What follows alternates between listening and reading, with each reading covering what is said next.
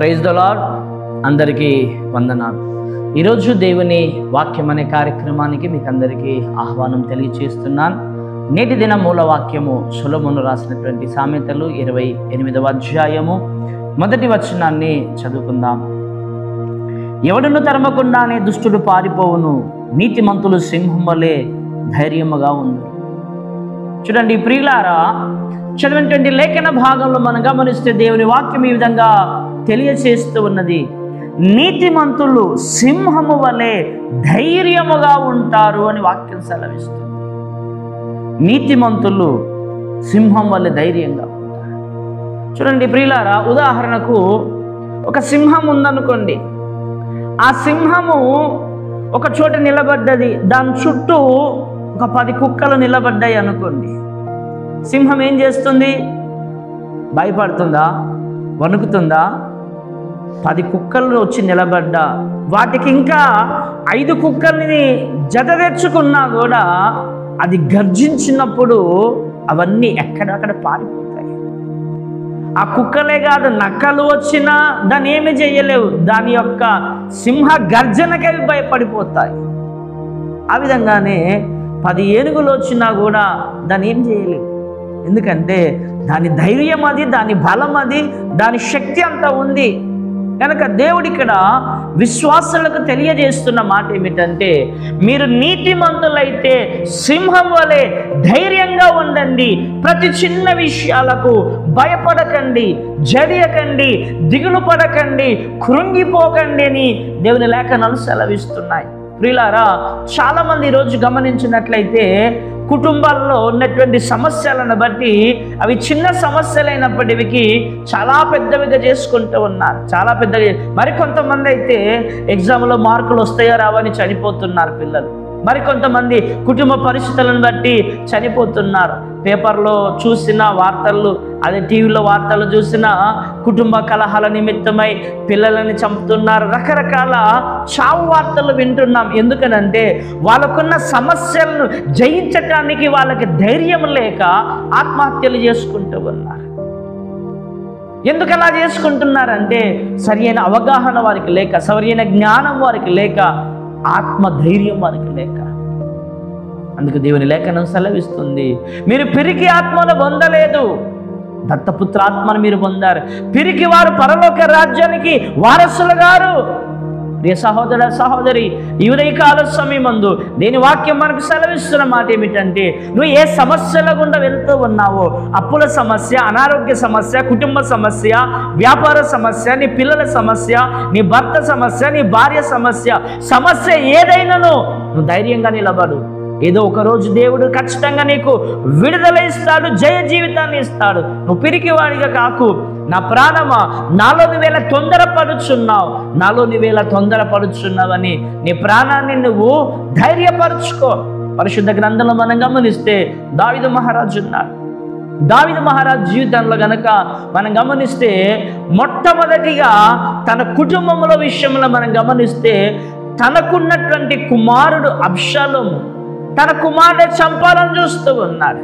పిల్లనిచ్చినటువంటి మామ చంపాలని చూస్తూ ఉన్నాడు. చుట్టుపక్కల రాజులు చంపాలని చూస్తున్నారు. తను ఆ ఇజ్రాయేల్ దేశంలో నుంచి పారిపోయినప్పుడు తనతో పాటు వచ్చినటువంటి 600 మంది కూడా ఒకానొక సమయమున రాళ్ళు రువ్వి చంపుదమా, దావీదును చంపుదామని చెప్పి వాళ్ళందరూ కూడా గుమిగూడుకొని ఏకదాటిగా దావీదు గురించి ఆలోచన చేసి వాళ్ళు బయలుదేరినప్పుడు దావీదు మహారాజు ఏం చేస్తున్నాడో ఒక్కసారి లేఖన భాగంలో మనం చూద్దాం. చూడండి ప్రియులారా, 1 సమూయేలు గ్రంథము 30వ అధ్యాయము 6వ వచనాన్ని చదువుతున్నాను. మరియు తమ తమ కుమారులను బట్టి కుమార్తెలను బట్టి జనులందరికీ ప్రాణము విసిగినందున రాళ్ళు రువ్వి దావీదును చంపుదము రండని వారు చెప్పుకొనగా, దావీదు తన దేవుడైన యెహోవాను బట్టి ధైర్యము తెచ్చుకునేను. దేవునికి స్తోత్రం కలుగును గాక. హల్లెలూయా. చూడండి ప్రియులారా, దావీదు తన దేవుడైన యెహోవాను బట్టి ధైర్యం తెచ్చుకున్నాడు. నీ భర్త నిన్ను హింసిస్తున్నాడా? ధైర్యం తెచ్చుకో. అప్పులు నిన్ను కృంగదీస్తున్నాయా? అనారోగ్యాలు నిన్ను కృంగదీస్తున్నాయా? నీ దేవుడైన యెహోవాను బట్టి ధైర్యం తెచ్చుకో. నువ్వు ధైర్యం తెచ్చుకో. నువ్వు భయపడకు, దిగులు పడకు, ధైర్యంగా ఉండు. నీ ధైర్యమే నీకు విజయాన్ని ఇస్తుంది. నీ ధైర్యమే అపజయాల నుంచి విజయ బాటలోనికి నడిపిస్తుంది. నీతిమంతులు అనగా ప్రభునందు విశ్వాసం ఉంచిన వాళ్ళు, ప్రభు నమ్ముకున్నటువంటి వాళ్ళు, యేసుక్రీస్తు వారు నాకు ఏదైనా చేయగలడు, ఆయనకు అసాధ్యమైనది ఏది లేదని నమ్మకం విశ్వాసం కలిగిన వారు ధైర్యంగా నిలబడతారు. అపనమ్మకస్తులు జీవితాల్లో బ్రతుకులో ఎప్పటికీ దేవుని కార్యాలు చూడలేరు. కనుక ప్రియులారా, వాక్యం సెలవిస్తుంది, తన దేవుడైన యెహోవాను బట్టి ధైర్యము తెచ్చుకొనెను. ఈ నేటి ఉదయకాల సమయమందు సూటిగా పరిశుద్ధాత్మ దేవుడు నిన్ను అడుగుతున్నాడు, ఆ ధైర్యం నీకుందా? ఆ ధైర్యము, ఆ బలము, ఆ శక్తి నీకుందా? నువ్వు ఎదుర్కొంటున్నటువంటి సమస్యల్లో నీకుంటే గనక నా దేవుడు ఉన్నాడని అన్ని విడిచిపెట్టే, అన్ని మర్చిపో. మంచిగా మనస్ఫూర్తిగా ప్రార్థన చేయి, మనస్ఫూర్తిగా ఆరాధన చేయి, మనస్ఫూర్తిగా దేవుని సన్నిధిలో గడుపు. ఎందుకంటే నువ్వు ఈరోజు దైవ సన్నిధిలో సరిగ్గా గడపలేకపోవడానికి గల కారణం ఏంటంటే నీ పరిస్థితుల్లో నీకు విజయం లేదు. నీ పరిస్థితుల్లో నీకు విజయం లేదు కనుక అనేకమైన విషయాల్లో నువ్వు ఆలోచనలు కలిగి ఉన్నావు గనక ఆ ఆలోచనల చేత నీ ఆధ్యాత్మికమైన స్థితిని కృంగదీసుకుంటున్నావు గనక నువ్వు దేవుని సన్నిధిలో విజయము పొందలేకపోతున్నావు, సంఘములో సమాజంలో విజయం పొందలేకపోతున్నావు. చూడండి ప్రియులారా, పరిశుద్ధ గ్రంథంలో మనం గమనిస్తే దానియేలు ఉన్నాడు. దానియేలు సింహాల బోనులోనికి వెళ్ళేటప్పుడు ఒక అడుగు అటు, ఒక అడుగు ఇటు, వెనకాలకు ముందుకు వేస్తూ అయ్యా నన్ను క్షమించండి, నన్ను క్షమించండి అని ఏమైనా వారిని బ్రతిమలాడా? సింహాల బోనులోనికి ఎలా వెళ్తున్నాడు? ఆయన గొప్ప హీరోలాగా పోతున్నాడు. పోయి అక్కడ సింహాలతో ఏమైనా యుద్ధం చేశాడా? సంసోను వలె సింహాల నోర్లో చేయి పెట్టి చీల్చి పడేశాడా? చేయలేదు. ధైర్యాన్ని బట్టి ఆ సింహాల నోళ్ళే మోయబడ్డాయి. షడ్రక్ మెషక్ అబేద్నెగోలు అగ్నిగుండంలోనికి భయపడుకుంటూ బిక్కుబిక్కుమనుకుంటూ పోయారా?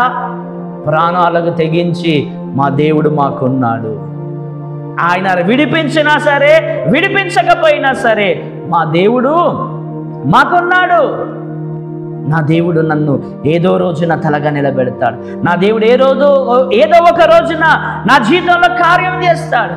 ఆ రోజు ప్రతి దానికి, ప్రతి విషయానికి నేను సమాధానం ఇస్తాననేటువంటి ఓపిక, సహనం, ధైర్యం నీకు ఉండాలా. అప్పుడు నువ్వు జయ జీవితాన్ని జీవిస్తావు. భక్తి జీవితంలో ఎక్కడ తగ్గకుండా ఆత్మధైర్యంతో చక్కగా సేవలో, పరిచర్యలో, కుటుంబంలో, ఉద్యోగంలో హాయిగా నువ్వు సాగిపోతావు. ఈ ధైర్యమే గనక లేకపోతే నువ్వు సమస్యలను జయించలేవు. ధైర్యం అనేది చాలా ప్రాముఖ్యమైనది.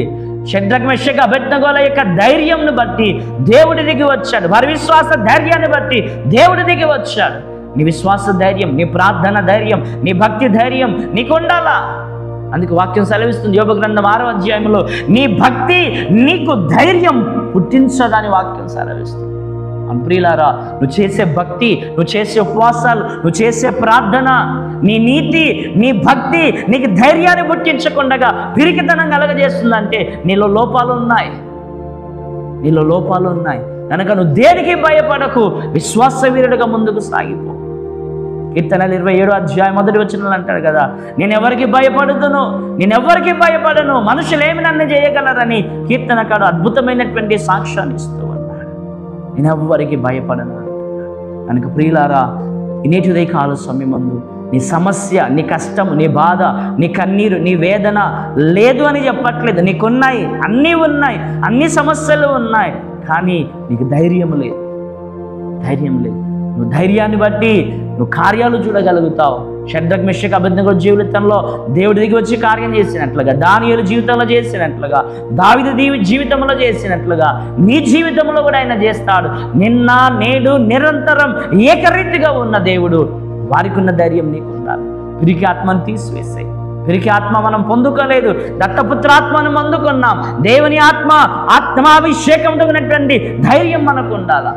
తన దేవుడైన యెహోవాని బట్టి ధైర్యము తెచ్చుకున్నాడు, నిలబడ్డాడు. నీ సమస్యలు, నీ కష్టాలు, నీ ఇరుకులు, ఇబ్బందుల్లో, వ్యాధి బాధల్లో దేంట్లో ఉన్నా, నువ్వు ఓటమి పాలైపోయి ఉన్నా, అపజయాల్లో ఉన్నా, దేంట్లో ఉన్నా, ఈ ఉదయకాల సమయమందు ఆత్మదేవునితో మాట్లాడుతున్నాడు.